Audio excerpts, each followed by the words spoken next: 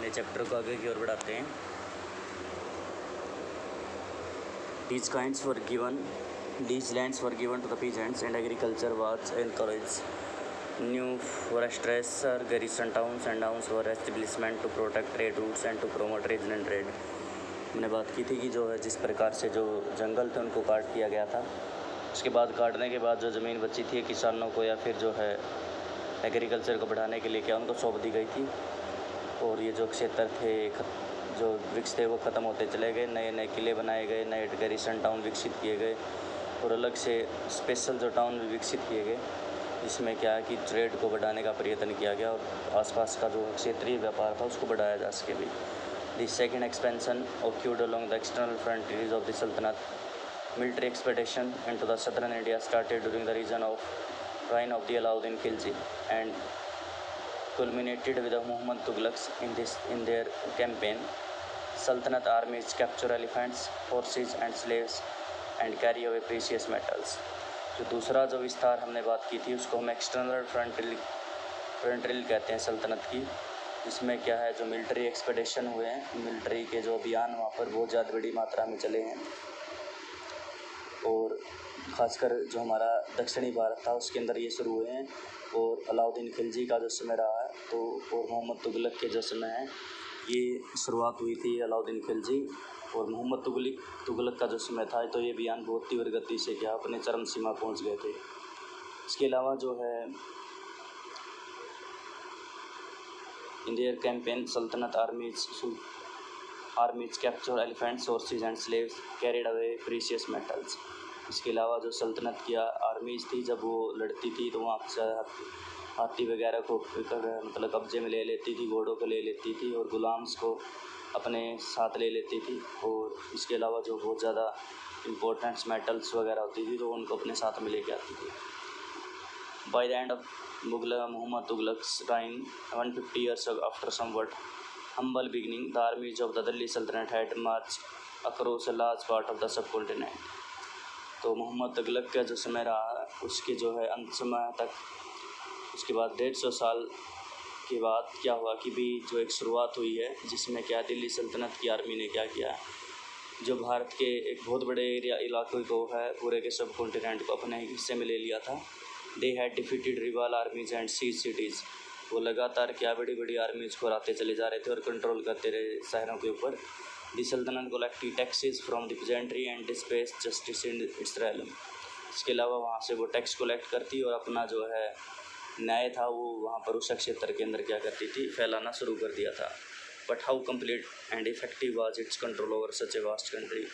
तो लेकिन समस्या ज़रूर है कि भी ये जो इतना बड़ा एरिया ये जो दिखाई दे रहा है था नीचे तक भी, इसको कंट्रोल करना थोड़ा सा मुश्किल था और वो इसको नहीं कर पाए। और समय के साथ साथ क्या कि वो चीज़ें क्या इनका एम्पायर था वो धीरे धीरे डिक्लाइन हो गया।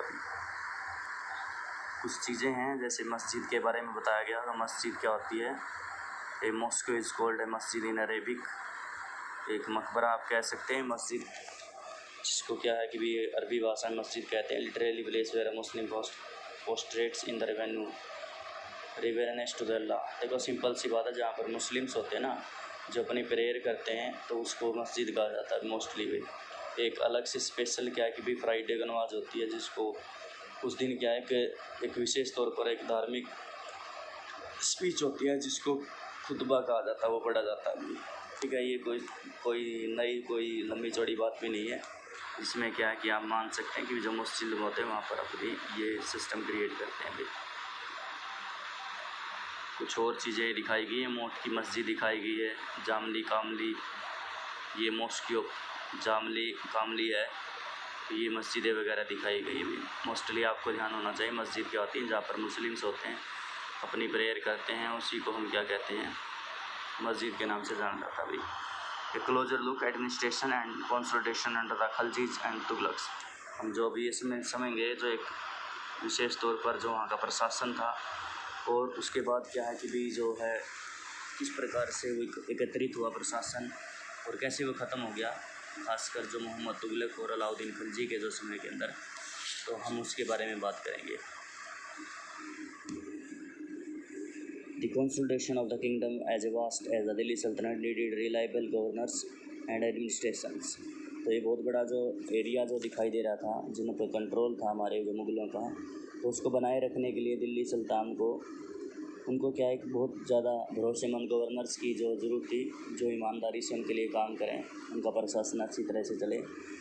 Rather than appointing aristocrats and landed chieftain as a governor, the earlier Delhi Sultanate, especially Iltutmish, favored their special slave purchased by the military services. Their special slave purchase for military service called Bandagan in Persian. देखो, दिल्ली सल्तनत के जो सबसे प्रमुख जो शुरुआती जो समय के जो है शासक रहे हैं, उन्होंने क्या है कि भी जो है चीफ्टेन थे, जो सरदार होते थे, ज़मींदार थे, उनको गवर्नर घोषित करने के अलावा उन्होंने क्या सोचा कि भी जो स्पेशल स्लेव्स थे, उनके जो गुलाम थे, उनको क्या ये गवर्नर मतलब बनाने की कोशिश की गई, और जिसको उन्होंने क्या नाम दिया है, बंदगाह नाम दिया गया भाई। They were carefully trained in the man some of the most important political affairs in the एक मिनट रुकिए in the Persian in some carefully trained to the man some of the most important political affairs in the kingdoms। इसके बाद यदि हम बात करते हैं, उनको क्या बड़े सावधानी पूर्वक क्या उनको सिखाई जाती थी चीज़ें, और पॉलिटिकल जो सिस्टम था, वो जो साम्राज्य वो किस प्रकार से चलेगा, तो वो बहुत गहनता से उनको समझाया जाता था भाई। Since they were totally dependent upon their masters, the Sultan could trust and rely upon them। इसके अलावा जो ये स्लेव्स जो लोग बनाए थे, तो वो पूर्णतः क्या थे, सिर्फ़ और सिर्फ जो है हमारे जो शासक होते थे उनके ऊपर डिपेंड होते थे। इस वजह से जो मुग़ल शासक थे, तो इनके ऊपर उनको विश्वास करना बहुत ही आसानी हो जाती थी भाई। The Khalji and Tughlaqs continue to use बंदगाह and also raise people of humble birth। इसके अलावा क्या कि जो है लंबे समय तक जो खलजी और मोहम्मद तुगलक ने क्या इन बंदगाह लोगों को क्या है मतलब यूज किया खासकर। इसके अलावा जो अलग प्रकार के जो है निम्न वर्ग के जो लोग थे, उनको भी क्या इस पावर के अंदर उनको भी उनकी जो सर्विसेज भी उन्होंने लेने के प्रयत्न किए भी। Were often their clients to high political positions.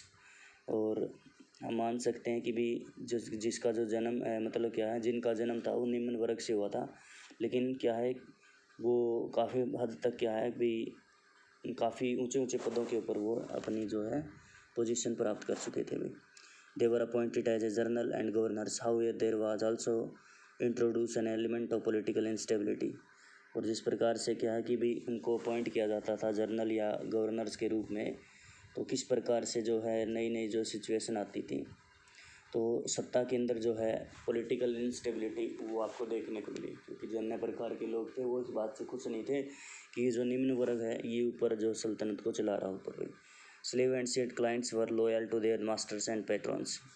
हालांकि ये जो गुलाम होते थे और ये जो इनके क्लाइंट्स होते थे, जो निम्न वर्ग से संबंध रखते थे, तो वो क्या थे अपने मास्टर्स के प्रति क्या थे, या फिर अपने संरक्षक कह सकते हैं जो मुग़ल शासक हैं, उनके प्रति क्या थे वफादार होते थे।